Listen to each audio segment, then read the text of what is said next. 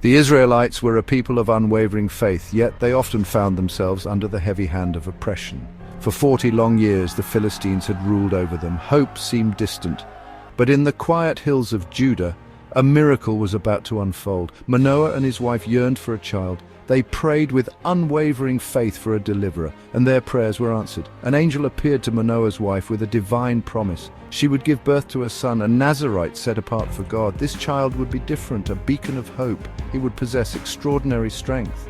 But this gift came with a sacred vow. He could never cut his hair. It was a symbol of his dedication to God. The child was named Samson. He was raised with stories of faith and courage. He was destined to be a beacon of hope for his people. As Samson grew, so did his strength. It was clear that this was no ordinary man. He tore a lion apart with his bare hands, a testament to his miraculous strength. He battled Philistine soldiers with the jawbone of a donkey, a symbol of divine empowerment.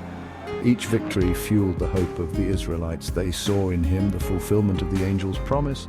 But Samson's greatest battles were not fought on the battlefield. They raged within his own heart, a testament to his human struggle and divine mission.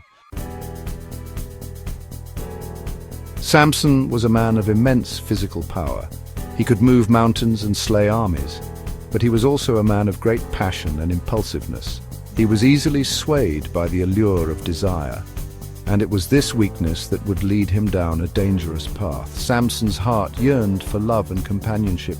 He was drawn to the women of the Philistines, his enemy.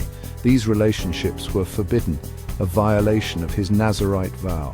His love for a woman named Delilah would prove to be his undoing. Delilah was beautiful and cunning. She was also an agent of the Philistines. They used her to uncover the secret of Samson's strength. She begged him to reveal it using all her charms. Samson, blinded by love, eventually gave in. He confessed that his strength resided in his uncut hair, his covenant with God. With this knowledge, the Philistines could finally defeat their enemy. Delilah, seeing her opportunity, betrayed Samson. She lulled him to sleep and called for a Philistine barber. As Samson slept, his hair, the symbol of his strength, was shorn from his head. He awoke feeling weak and vulnerable. His power was gone. The Philistines seized him, rejoicing in their victory. They bound him in chains, blinded him, and threw him into a prison cell. Samson, once a mighty warrior, was now a prisoner of his own desires. His enemies mocked him, reveling in his downfall. He was forced to perform humiliating tasks in the temple of Dagon, their false god. But even in his darkest hour, a flicker of faith remained. He remembered his vow, his purpose. He prayed for forgiveness, for one last chance to fulfill his destiny. His hair, though shorn, began to grow again, a sign of God's mercy. The Philistines gathered in the temple of Dagon. They celebrated their victory over Samson, their hated enemy. They brought him out, blinded and bound, to entertain them. Little did they know that Samson had one final act of defiance left. He asked to be led to the temple pillars, the very supports that held up the massive structure. Gathering his remaining strength, he pushed against the pillars with all his might. The temple shook and groaned. With a deafening roar, the entire structure collapsed, burying Samson and his enemies in a mountain of rubble. Samson's life was a paradox of strength and weakness, faith and folly.